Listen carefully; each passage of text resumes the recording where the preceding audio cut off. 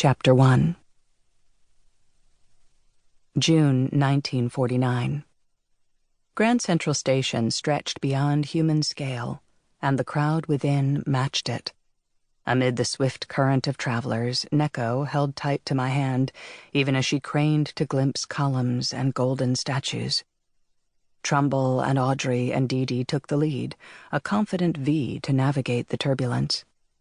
I trailed in their narrow wake, overwhelmed by the stench of 1,000 perfumes, 1,000 joys and worries and attractions, 1,000 bodies flavoring New York's overpowered air. "This way," Audrey called back. She led us toward an archway. "How can you tell?" Caleb muttered. "Let's hope she knows," said Charlie. "We can't very well stop to check." His cane thumped the marble floor as he worked to keep up. He was right. Audrey's speed merely kept us in pace with the crowd. "You have to know," she called back cheerfully. "Otherwise, you get lost." After the first shock, the crowd began to resolve into people, variety too great to seem truly monolithic. There were pale-skinned women in well-fitted dresses, and neatly jacketed men like those who dominated Arkham, others whose features reminded me of Morecambe County's Polish communities. Such immigrants, I'd been told as a child, would make signs against the curse they saw in our faces. But it was the long-settled descendants of Puritans whose superstitions were most dangerous. Beyond these familiar types, I saw every kind of face and dress I'd encountered in San Francisco, and a few I hadn't. Scandalously short skirts and faces hidden by scarves, eyes heavy-browed or framed as neatly as my Nikkei families, fabulous beards and unlikely hats. A woman who barely came up to my shoulder carved a determined path with a pram, cooing at her child and glaring at all who brushed too close. Two clean-shaven Negro men in brown robes backed against a pillar, bent over maps they protected with jutting elbows. A rotund white man carried a trombone under one arm and hoisted a bag of papers with the other.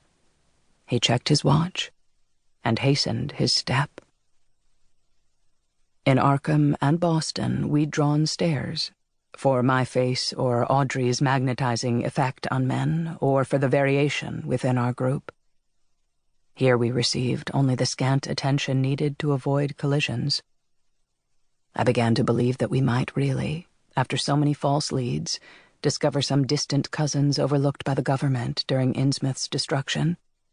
Our expatriates could easily have settled here unremarked.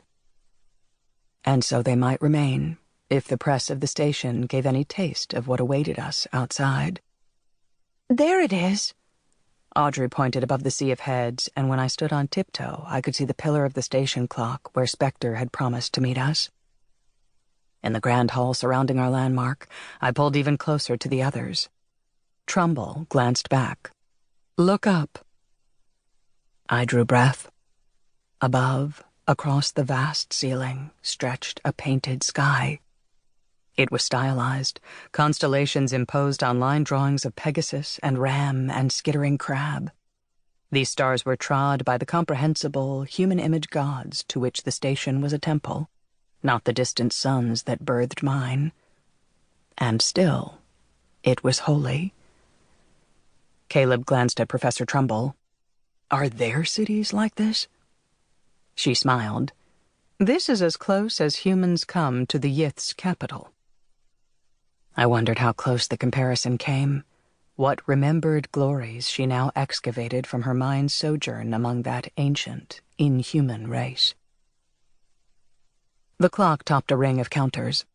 Behind them, harried clerks dispensed guidance to equally harried travelers. Charlie tensed.